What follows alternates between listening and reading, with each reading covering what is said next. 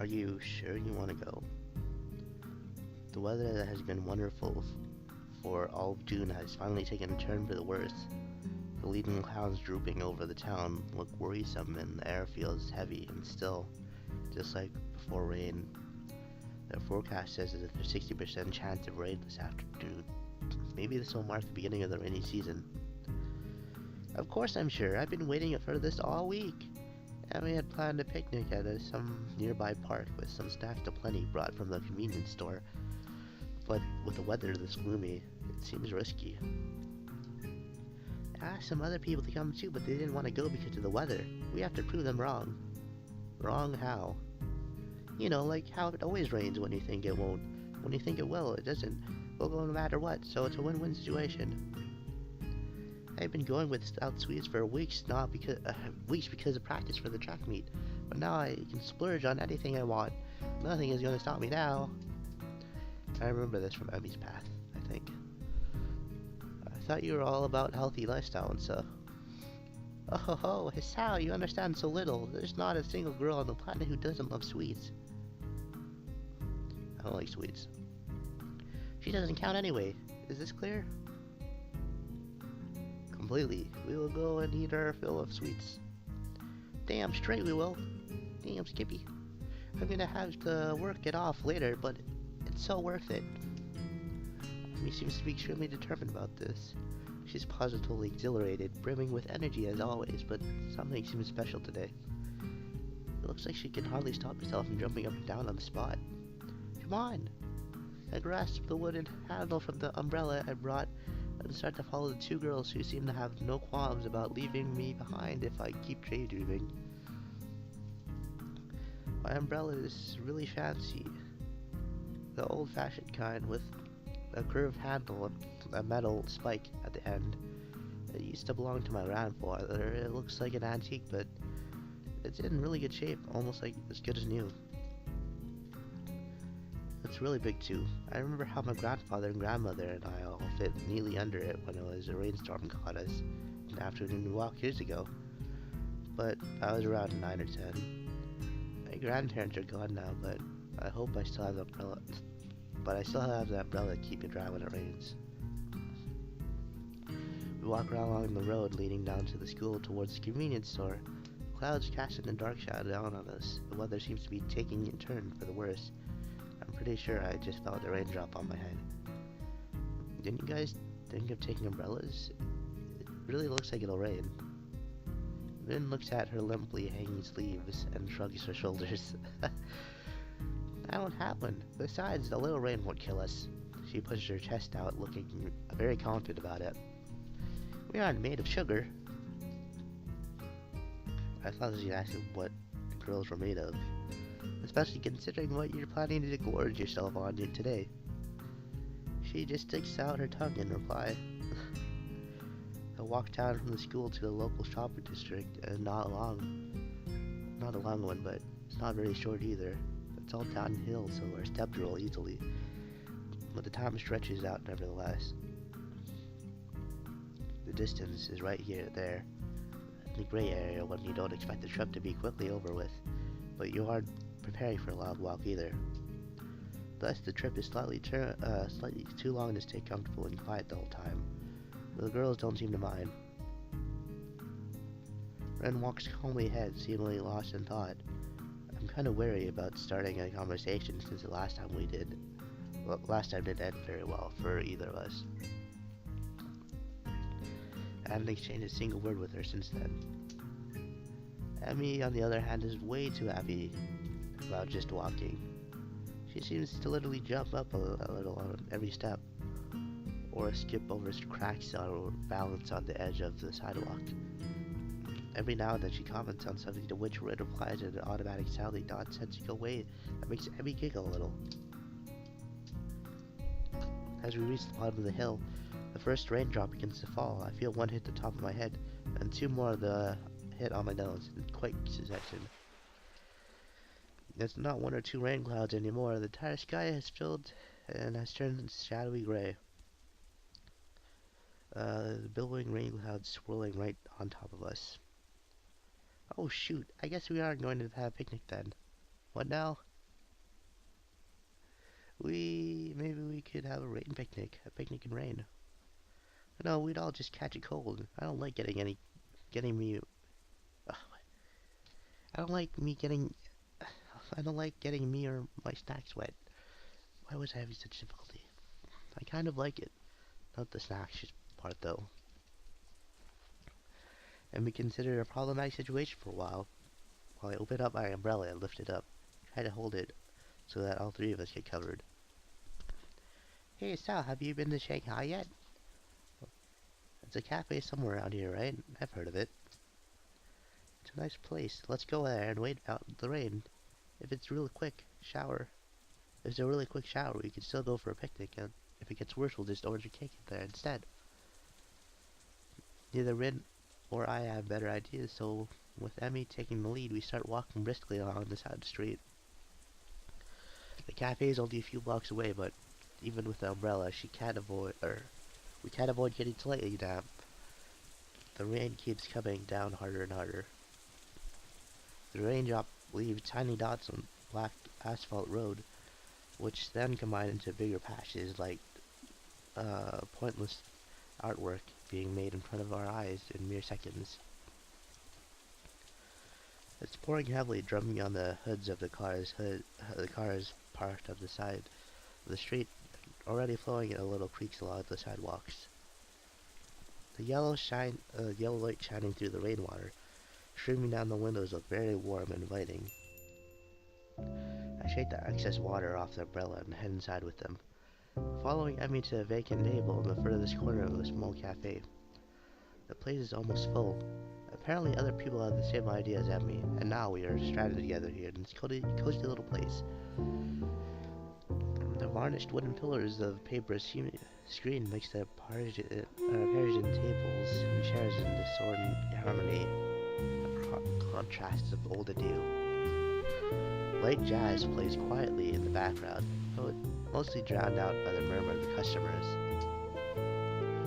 There's only one waitress serving the full house, frantically gliding from one table to another and trying to keep up with everything.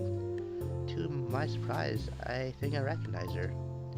I watch her delivery tray on teacups and pastries to another table taken by Yamaku students, and then take an order from the middle-aged couple sitting across from us, before finally turning to serve us. Yuko? Now that she's close and facing me, I see that it really is her, the part-time librarian of Iwaku, the full wages attire. It's a pretty cute outfit, and she has tied her hair up in buns to match. It's a completely different image from her Muzi plain style at her other job. Yuko blinks a few times, looking confused, and remembers that she was about to say something. Welcome to Shanghai.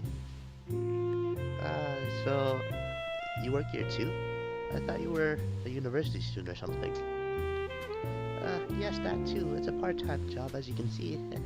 It's Sunday, so there aren't any lectures. Good thing too, since today has been so busy, I'm wishing for another pair of hands. Anyway, I'm a bit of a rush, as you can see. What can I get you today?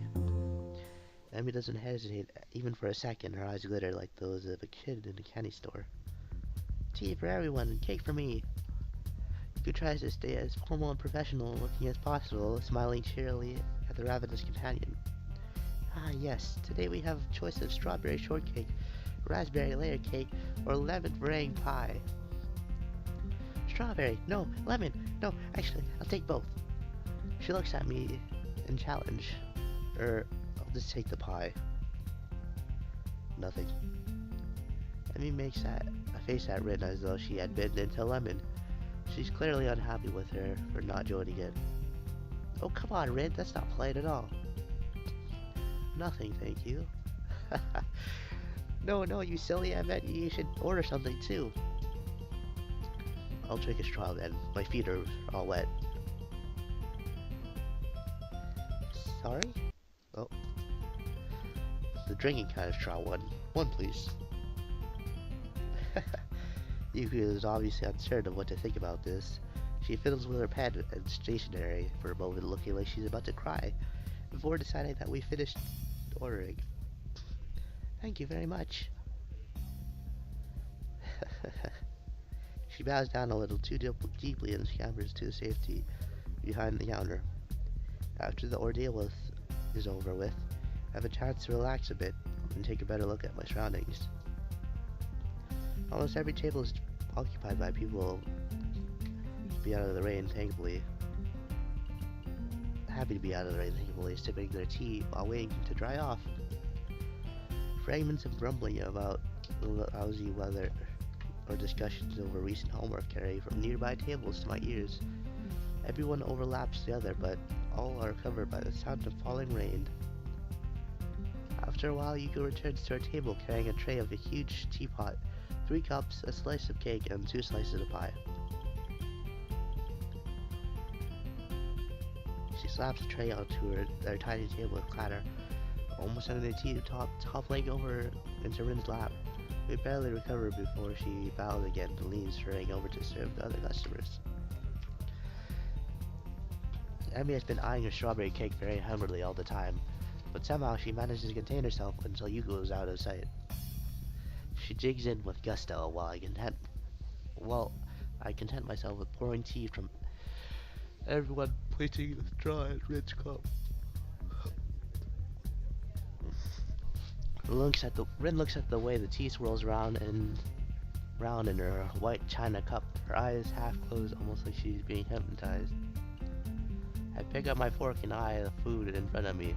The pie I get looks perfectly done. A thick layer of meringue, atop creamy lemon custard. Lemon, yeah. After having the first bite, I pause, savoring the combination of tangy citrus and smooth sugary meringue. It's quite good, though a bit too sweet for me. It's very good. It's very good. She's talking through a mouthful of cake, already halfway through her slice, even though it's not exactly small. I want to taste some of that. Before I get to response, she strikes out at my delicious pie, taking a piece with her fork and escapes with it. This is pretty good too. What are you doing? You have your slice of your own. Yeah, but if I started on that before finishing the cake, it'd be rude, don't you think? Her insolence is outrageous, but the gentleman in me allows for no retaliation. Wow, you're such a gentleman as hell, oh my god. I glare angrily at her, and she replies by sticking out her tongue impishly. Emmy is even more hyper than usual today, but I don't mind. It's good for her to let off some steam. I take another sip of tea in my cup. It's good and hot, even though I don't usually care much for tea. The atmosphere in the cafe is very relaxing. I don't mind spending the rest of the afternoon here, not even after Emmy orders her second piece of strawberry cake and Ren spends most of her time staring fixedly at the rain streaming down from the heavens. Even Yuko rolls her eyes at the third piece of cake disappearing into Emmy's bottomless stomach, just as quickly as the previous two. Despite the passing of the time, it's still raining outside. When we exit the Shanghai, though, it seems to be letting up a little. Too bad it had to rain on your parade. Or are we supposed to have a picnic? Abby doesn't look too distraught over the turn of events. Nah, it's fine. We had a good time, didn't we? I feel really pumped up. Even if it's raining that hard anymore. I kinda wanna hike back to school to get rid of the energy and work off some of that cake. She stretches her arms out and arches her back like a cat. After rolling her shoulders around twice, she smiles brightly. But I can't really run with these legs, though. Especially uphill. I wish I brought the other wets. This notion sounds odd spoken so casually, but I guess for Abby, changing legs is sort of like someone else changing shoes. Maybe if I walk really fast, that'll be kind of like running. I think I'll do that. I won't be able to keep up with that, going uphill though. I really am in bad shape. Plus, you'll get wet without an umbrella. It's hardly even a drizzle now. A few drops won't hurt. I think I'm gonna go to the track after I change my legs too. Emmy skips away from protection of my umbrella and goes on ahead at a brisk pace. Suddenly she seems to remember something as she stops and spins around. See you tomorrow. Come eat lunch with us on the roof. I'll bring enough for 3. Rin and I are left to watch her wave at us and skip off again. As soon as he disappears around the street corner, I'll never understand why Emmy is professionally in such a hurry to get somewhere. So would you like me to walk you back to school the, so that at least one of you won't get wet? If you're happy with it. It seems neither of us want to keep alive the strained atmosphere from the argument a few days ago in the art room, which makes me feel relieved. I want to bear grudges, and I'm happy that Rin feels the same way. Thus it is decided that we are content with each other as company for now, and we start walking the same direction as Emmy, albeit at a considerably calmer pace. I get a bit closer to Rin, even though umbrella is already big enough to shelter us both. I can feel her nearby warmth providing contrast to the other in this rainy weather. Raindrops hitting the umbrella make a distinctive sound, playing the staccato melody of rainfall for nobody in particular. I realize I haven't been outside in the rain in what feels like forever. I inhale, taking in the scent of rain, feeling the weather with all my senses. The world melts into a blur inside the rain. The colors of the sky deepens into gray to dark blue with hues of red added to mix of the sunlight reflecting off the clouds. The low-hanging sky looks pretty as if I could reach out my hand to touch it. If I told you how much I like rain, it's like painting. It makes me feel connected. Almost echoing my thoughts, Ren lets out one of her own. It slips out of her mouth, circling around us gently. Everything looks so soft, like the outlines of things just disappear. I like that. It's like the rain is hugging me. Her voice sounds different from usual, more gentle now and soft. I wonder if it's only because of the rain, or because the mood of the rain brought upon the quiet artist girl. I feel the mood in myself too, enhanced by her words. Yeah, I like the rainy weather too. It's nice every once in a while. I wonder what it would. I wonder what it is about the rain. Everything. The silence follows the statement as it allows for no continuation. I decide to push the direction of the conversation a little. But you know, if you like the feeling of being connected, what's the problem with showing your paintings to others? You know, you want to be connected with other people. It's not the same thing. You're comparing apples and squids. I brought up the subject Rin wants to avoid, and it shuts her down again. The question stays hanging between us for the rest of the trip back to school. I can't help wondering what on earth I could have said to truly reach Rin.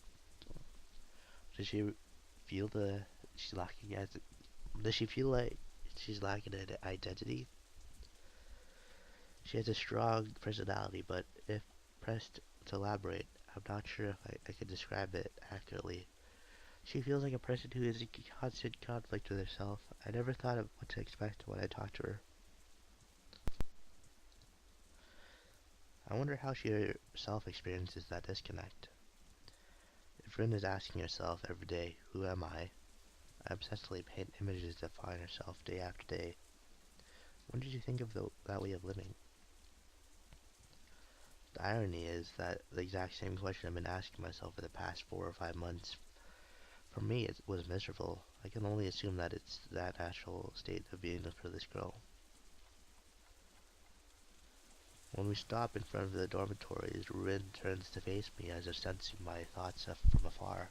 Her gaze travels emptily past my left shoulders into the shapeless rainfall.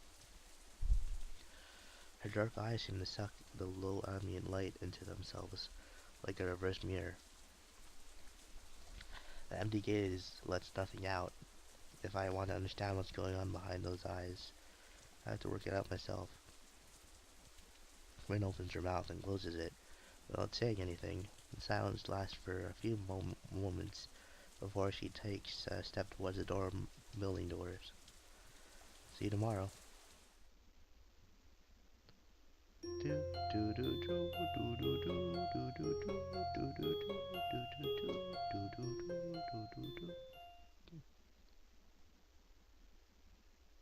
The next morning, like every second Monday morning, until he says otherwise, I have an appointment with a nurse. Oh boy.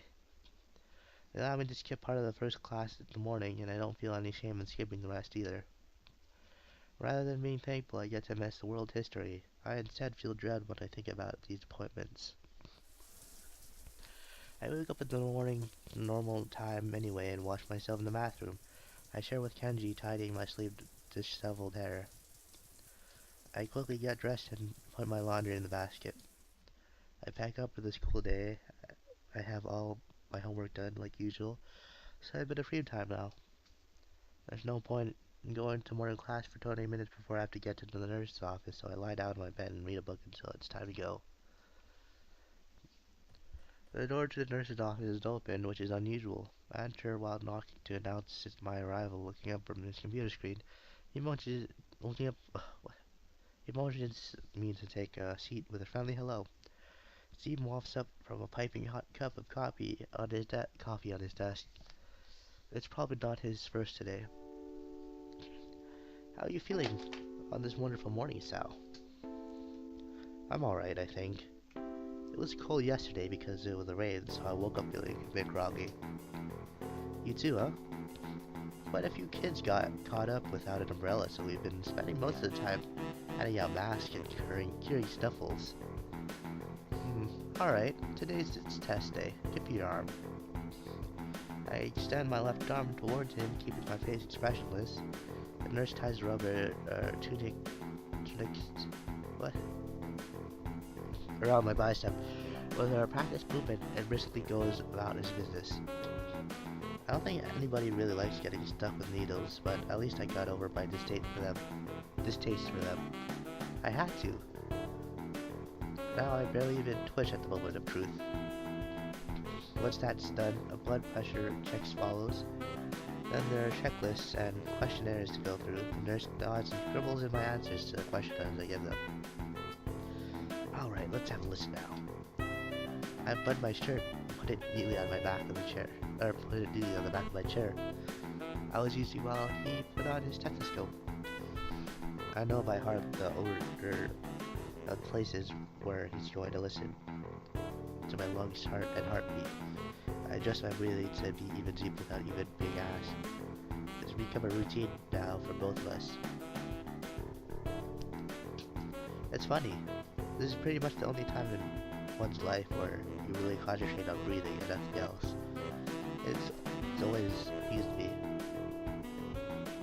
The nurse lifts the cold steel stethoscope from my chest and places it a few inches lower.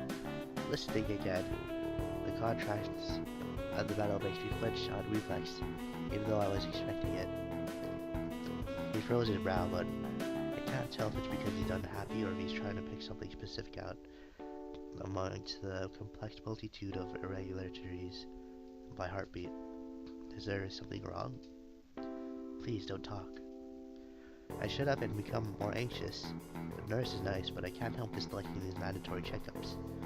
I wonder if I'm going to end up hating all medical appointments from now on because of this. He finally lifts a circular metal plate from my chest, allowing me to talk again. Everything seems to be fine. Are you feeling alright yourself? I suppose. I was out yesterday when it was raining, and yeah, I feel a bit under the weather in the morning. Maybe I caught a cold. Were you with Emmy? She came down with a cold too. My people told her to stay in bed for a day or two. Really? I mean, I was with her, but I didn't know she got sick. I guess it was a dumb thing after all for her to go out in the rain like that. Yeah, well, let's talk about this. Let's put that aside. Everything's to check out for you, but remember to be careful. Of course. I don't really want to go back to the hospital. He catches something. Maybe repressed terror? I don't know. Get my voice. He glances up from some papers he's looking at. Hey, don't worry. At this stage, it would take a huge crash in your condition to get you rehospitalized.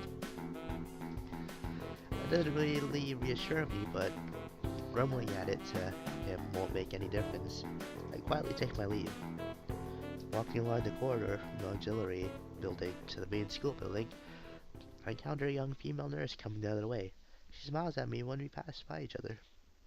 The lobby is empty of people. No surprise since classes are still going on. I hear muffled sounds of discussion coming from behind the first floor classroom doors. I glance at my watch, which I glance at my watch. I'd have to rush to my classroom in time, and I don't feel like going to class anyway, so I decide to climb up to the roof and have an extra long lunch break.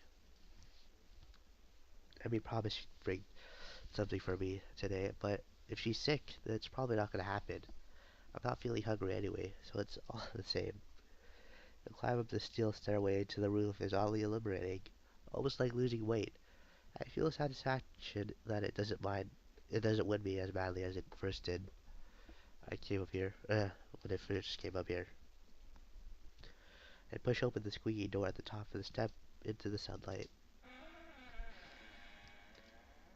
The chain link fence allows me for a ground view of over the treetops, all the way to the gray silhouettes of downtown further away.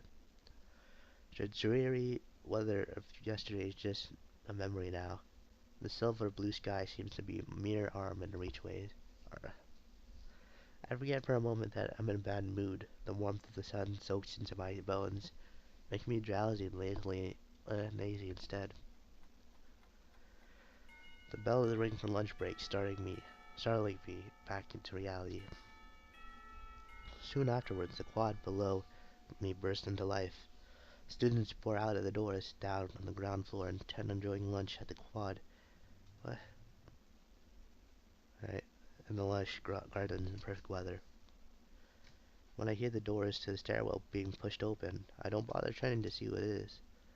The intruder starts coming towards me with an uneven footsteps. The little rubber stones of the roof is covered with rattle and crunch underfoot. The footsteps stop a few feet behind me, followed by silence. I look upward into a glowing eye in the sun, absorbing its warmth with my whole body. What are you doing? I turned around, out of courtesy at her first words, to behold the slim, awkward figure of Rinzuka. She looks very much like herself today, too. Her hair is maybe a tad messier than usual, as if she just got out of bed.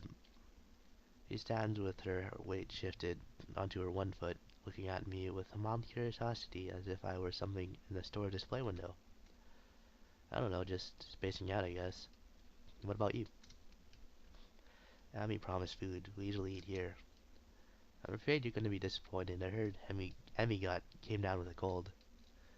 Oh, I guess that makes sense. She wasn't in class. It's not that common to get a cold at Jude, though. You don't think she went running at the track afterwards, like you said? The rain just kept going. Probably. In the rain? In the rain. That sounds a little bit too much for just keeping up with training regime. Emmy is a hard-headed one, though, so I could see her running in the downpour just because she had to. Well, that's obviously overdoing it. Probably why she came down with the cold, too. But I guess it's kinda cool. Speaking of that, I'm not feeling well either. Achoo! Prince uses it's pretty hard failing to stop it in time. She cranes her head down to wipe her nose on her shoulder, deciding that would be too unladylike, I pull out my handkerchief and hold it to her nose. Here, bless you. Thanks. Er, th thanks. My nose is already stuffed, as you can tell. So I don't really need to do that. She clears her nose and I dab the handkerchief gently on it, wiping it clean. Her nose is really cute. Oddly enough, probably the girliest part of Rin's face. I think I'm blushing a little, but Rin doesn't notice. Thanks. I think I might be coming up or down with something too, like I was saying. Hope not. Rin doesn't seem to be bothered about eating, so despite the lack of every provided lunch, we stay on the rooftop. She comes over and stands next to me, right up against the fence, looking into the same abstract distance as I am. Nobody else seems to be coming around to intrude upon upon the calmness either. It's quiet and peaceful. What does one do on a lunch break if not eat? It turns out that between the two of us, we don't really know. Fortunately, passing the time is an activity that manages itself just fine. Even though there's no conversation to fill the silence between the passing seconds, no pointless activities like cloud gazing to spend upon minutes between now and then, time marches on relentlessly. I keep on checking my watch, then decide it's a dumb thing to do. Instead, I try to hold out for as long as possible before I check it again. Maybe we can hold out for maybe we can hold out for 6 or 7 minutes. Rin remained silent, idly looking up at the cerulean expanse above us. I wonder why more often than not we don't speak much. She said that she doesn't like speaking because of her perceived difficulties with expressing herself properly.